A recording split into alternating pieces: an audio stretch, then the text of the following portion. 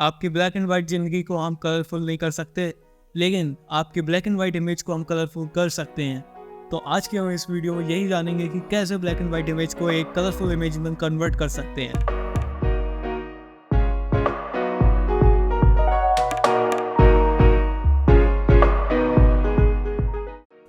तो चलिए शुरुआत करते हैं अपनी वीडियो की। यहाँ पर मैंने एक ब्लैक एंड वाइट इमेज को फोटोशॉप में इंपोर्ट कर दिया है।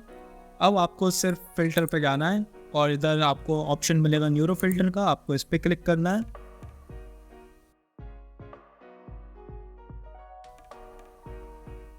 फिर अब आपको नीचे ये कलराइज को ऑन कर देना है और बस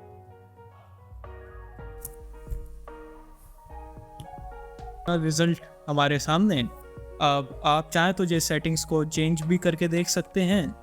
और यहाँ पे आउटपुट पे मैंने न्यू लेयर सेलेक्ट कर दिया और मैं यहाँ पे ओके प्रेस कर देता हूँ। ये मेरी एक नई लेयर में इमेज आ गई है। ये आप देख सकते हैं before and this is the after. तो फोटोशॉप ने काफ़ी अच्छा और फाइन वर्क करा है। आप देख पाए तो डिटेलिंग भी फोटोशॉप ने अच्छी मेंटेन करी है। और अगर आप पुराना वर्जन यूज़ कर रहे हो फोटोशॉप का तो हो सकता है आपके में न्यूरो फिल्टर का ऑप्शन नहीं आ रहा हो या फिर आपके में कलराइज का ऑप्शन नहीं आ रहा हो। और अगर आ रहा है तो हो सकता है कि वो वर्क नहीं कर रहा हो। तो हम देखते हैं दूसरा मेथड कि वो क्या। एक वेबसाइट है Image2Go नाम की, आपको इस पर जाना है। आपको यहाँ पे ऑप्शन मिलेगा कलराइज इमेज का, आप इस पर क्लिक कर दीजिए। अपनी फाइल को चूज़ कर लीजिए, जैसे इधर मैं दे देता हूँ ये।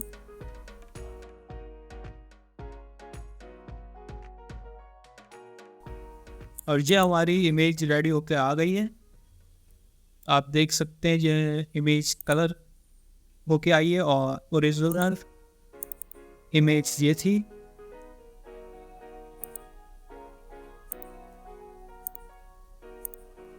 ये देखिए, ये इमेज हमने अभी कलराइज करी है उस वेबसाइट पे तो, और ये ओरिजिनल इमेज थी।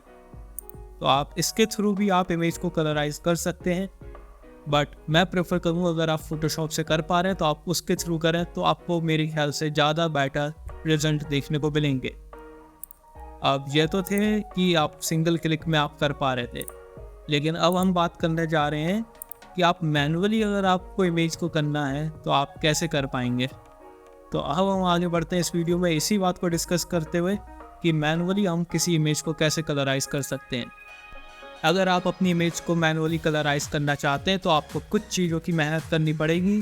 जैसे कि ये इमेज है फॉर एग्ज़ाम्पल, तो मुझे एक और इमेज ढूंढनी पड़ेगी जो कि पहले से ऑलरेडी कलर्ड हो, जिसकी लाइटनिंग कंडीशन इससे काफ़ी ज़्यादा मिलती जुलती हो।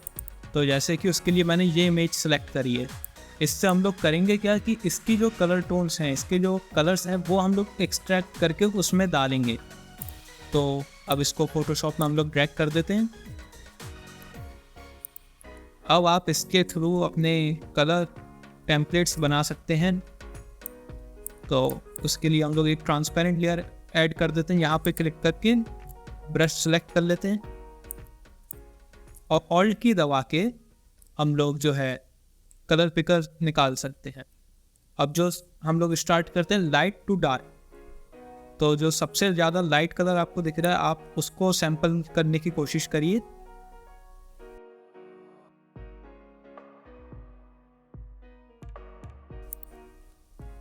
तो इस टाइप से आपको कलर सैंपल्स बनाने हैं। तो मैंने ये टाइम बचाने के लिए पहले से बना लिए थे, तो ये रहे वो।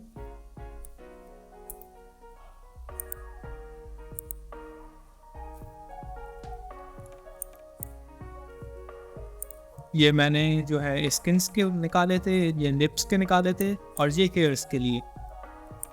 तो चलिए शुरू करते हैं।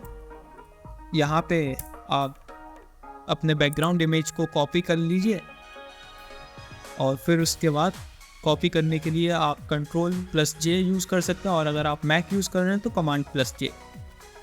आप इधर जाइए, ग्रेडियंट मैप पे क्लिक करिएगा। उसके बाद आप मेक श्योर करिए कि आप ग्रेडियंट मैप को सेलेक्ट करें। आप इस समय ऐसे देख पा रहे हैं कि हमारा मास्क सेलेक्ट है, ना कि ग्रेडियंट मैप सेलेक्ट है। तो हमें ग्रेडियंट मैप को सिलेक्ट करना है, ना कि मास्क को। तो हम ग्रेडियंट मैप को सेलेक्ट करेंगे, उसके बाद उस पर क्लिक करके पहले इसको सही कर देते हैं थोड़ा। आप ये जो स्मूथनेस का ऑप्शन देख पा रहे हैं, ये एक तरह से कॉन्ट्रास्ट का ऑप्शन है। आप देखिए, अगर मैं इसको कम करता हूँ और वापस इसको 100% लेता हूँ, तो आप इसको स्टार्टिंग में मैं प्रेफर करूँगा कि आप कम ही रखिए, बाद में बढ़ा देंगे अगर हमें नीड होगी तो। यहाँ से हम कलर पिकर ले लेते हैं और मेक श्योर करिएगा कि आपका ये पॉइंट सैंपल हो या 3x3 हो या फिर और ये ऑल लेयर्स हो।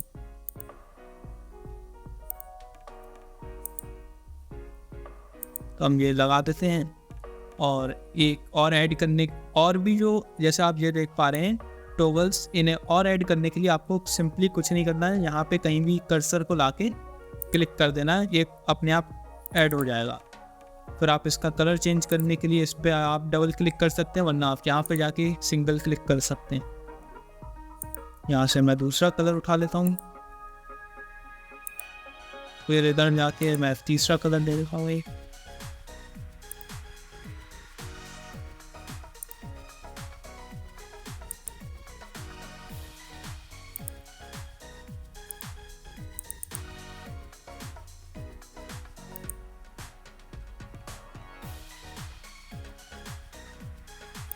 अब आप सोच रहे होंगे इनको आप किस हिसाब से अरेंज करें, तो मैं एक थोड़ा सा आपको ओवरव्यू दे देता हूँ कि आप एक आइडिया ले सकते हैं कि आपको कौन सा किस साइड को प्लेस करना है। तो आप जैसे इसके कलर्स में जाएंगे तो आपको यहाँ पे ब्राइटनेस की प्रॉपर्टी दिखेगी, जैसे कि ये 90 है तो मैं इसकी लोकेशन जो है यहाँ पे 90 कर देता हूँ। और इस कलर में आप देखें तो 87 है ब्राइटनेस, तो मैं इसकी पोजीशन 87 कर देता हूँ।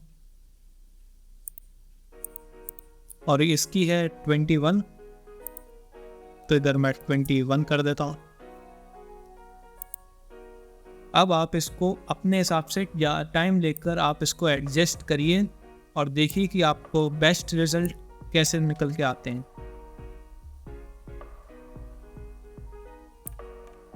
आप चाहें तो इसको ब्रेक कर सकते हैं 2 पार्ट में।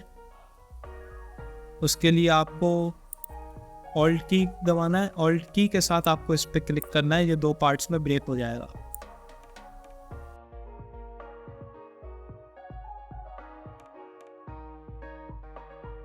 अब ये मुझे सही लग रहा है तो अब मैं इसको ओके क्लिक कर देता हूँ। और आप इसका ब्लेंड मोड चेंज करके आप कलर पे कर दीजिए। अब जैसा कि आप देख पा रहे हैं कि इसका इफेक्ट पूरी इमेज पे हो रहा है और हमें सिर्फ कुछ ही पार्ट पे चाहिए। तो उसके लिए हम लोग क्या करेंगे कि हमें मास्क सेलेक्ट करना है और Ctrl+I दबा देंगे या Command+I if you are using Mac. तो उससे क्या होगा कि मास्क आपका इन्वर्ट हो जाएगा। अब आपको ब्रश लेना है, आप मेक श्योर करिएगा कि आपके बैकग्राउंड और फोरग्राउंड कलर ब्लैक और वाइट हो।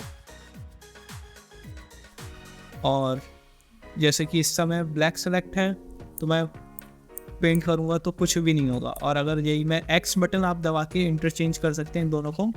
तो अब जैसे मैं वाइट पेंट करूँगा, आप मास्क पे भी देख पा रहे हैं और इधर देख पा रहे हैं उस एरिया में इफेक्ट आ रहा है निकल के।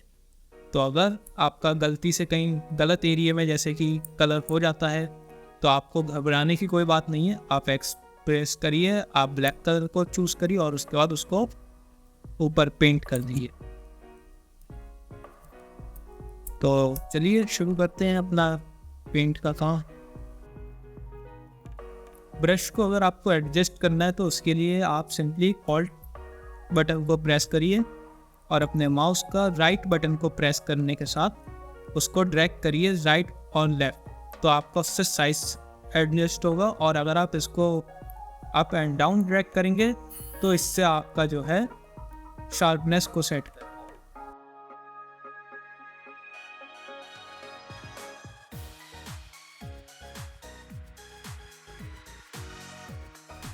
अभी आपको इमेज इतनी अच्छी नहीं लग रही होगी, बट आप थोड़ी देर वेट करिए, आपको काफ़ी अच्छे रिजल्ट्स निकल के आएंगे। अब आप क्या करिए कि आप इस पे डबल टैप करेंगे आप लेयर पे, तब आपको इसके ब्लेंडिंग ऑप्शंस दिखेंगे। अब आपको ब्लेंड इफ पे जाना है और अंडरलाइन लेयर्स के आपको डार्क साइड को ड्रैग करना है। अब आप इससे देख पा रहे होंगे कि ये जो है डार्क एरिया से इस लेयर का इफेक्ट हट रहा है। तो हमें इतने हार्ड लेयर इफेक्ट तो नहीं हटाने हैं, तो हमें थोड़ा सा ही बस सैचुरेशन हटाना है डार्क पार्टिकल से। तो हम ऑल्ट की को प्रेस करके इस पर क्लिक करेंगे तो ये टॉगल आप जैसे देख पा रहे हैं कि ये ब्रेक हो गया। अब इसको हम ड्रैग करेंगे और जैसा कि आप देख पा रहे हैं अब ये पहले से ज़्यादा नेचुरल लग रहा है।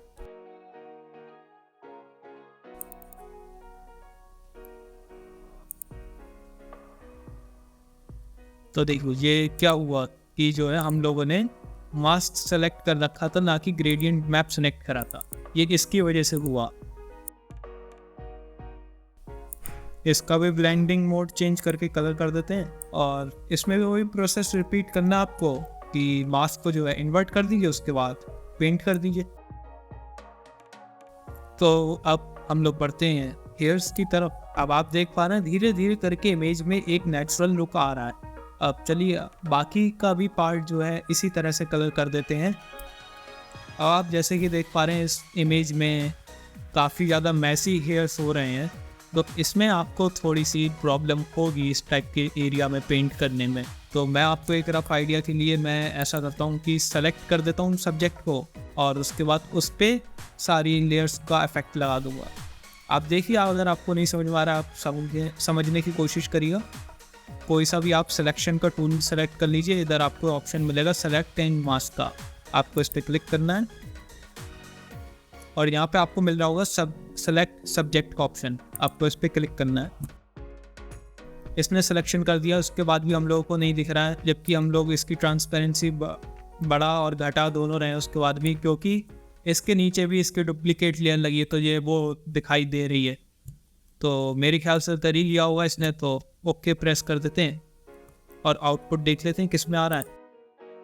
ये देखिए इसने ये आपका कटआउट निकाला है। तो अब क्या करते हैं ना कि हम लोगों को ये जो इतनी भी लेयर्स हैं ये सिर्फ सब्जेक्ट के लिए हमने लगाई थी, तो अब हम क्या करेंगे कि इनका इफेक्ट सिर्फ सब्जेक्ट की इमेज पे ही, मतलब सब्जेक्ट वाली लेयर पे ही रहने देंगे। तो उसके लिए हम क्या करेंगे कि ऑल्ट के साथ इन दोनों लेयर्स के बीच में क्लिक करना है। ऑल्ट की भी आपको साथ में प्रेस करनी है, वैसे हम ऊपर वाली पे करते हैं।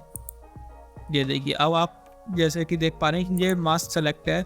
अब मैं इस एरिया में पेंट करता हूँ तो नहीं आएगा इसका इफेक्ट, जबकि ये और आप देख पा रहे होंगे मास्क में इधर तो ये आ रहा है, लेकिन इधर नहीं शो हो रहा है क्योंकि हम लोगों ने लिमिटेशन लगा दी कि ये सिर्फ इस लेयर के ऊपर ही रहेगा, इससे बाहर नहीं जाएगा इसकी बाउंड्रीज के। तो अब इसके थ्रू हम लोग हेयर्स में कलर कर पाएंगे, इसलिए काफ़ी। क्लिप लगाने का एक और तरीका होता है, जैसे कि हमने यहाँ पे ऑल्ट प्रेस करके क्लिक करा था, वैसे ही आप यहाँ पे क्या कर सकते हैं कि जैसे यहाँ पे क्लिक करा, हमने डबल क्लिक करा, उसके बाद यहाँ पे आपको क्लिप का लोगो लग के आ रहा है, तो आपको यहाँ पे क्लिक करना है और ये क्लिप लग गया इधर। हम लोग अब ब्रश को सिलेक्ट कर लेंगे, फिर से वही पेंट कर देंगे हम लोग सिर्फ हेयर वाले पार्ट पे। जैसा कि आप देख पा रहे हैं कि हमने काफ़ी अच्छा जो है सब्जेक्ट को कलराइज कर दिया है। तो अब जो बैकग्राउंड है और इसके क्लोथ्स हैं उसको भी हम लोग इसी तरह से काफ़ी सिंपली वे में कर सकते हैं। बट मैं आपको एक लिमिटेशन बता दूं कि जैसे कि ये इमेज थी, आप जैसे इस इमेज में देखें तो इस इमेज में हम लोग अगर बैकग्राउंड को कलराइज करने बैठेंगे तो बहुत ज़्यादा टाइम भी लगेगा और बहुत ज़्यादा एफर्ट्स भी लगाने पड़ेंगे हमें। तो इस टाइप की इमेजेस को अगर आपको कलराइज करना है तो मैं प्रेफर करूँगा कि आप थोड़ा सा फ़ोटोशॉप की AI वगैरह को यूज़ करके आप करें, वो ज़्यादा बेटर है, ना कि मैनुअल मेथड के। जैसे कि इधर आपको प्लेन देखने को मिल रहा है बैकग्राउंड, तो यहाँ पे हम लोग कर सकते हैं। तो मैं अब आपको फटाफट से इमेज फाइनल एडिट करके दिखाता हूँ। अब जो हमारी इमेज फाइनली एडिट हो चुकी है, अब आप इसमें थोड़ी बहुत कलर ग्रेडिंग करके आप इस इमेज को अच्छा कर सकते हैं। अब आपने अगर हमारी कलर ग्रेडिंग के ऊपर वीडियो नहीं देखी है तो आप मेक श्योर करिए कि आप वो वीडियो भी देखें, जिससे कि आप इजली कलर ग्रेडिंग के बेसिक टर्म्स को समझ पाएँ।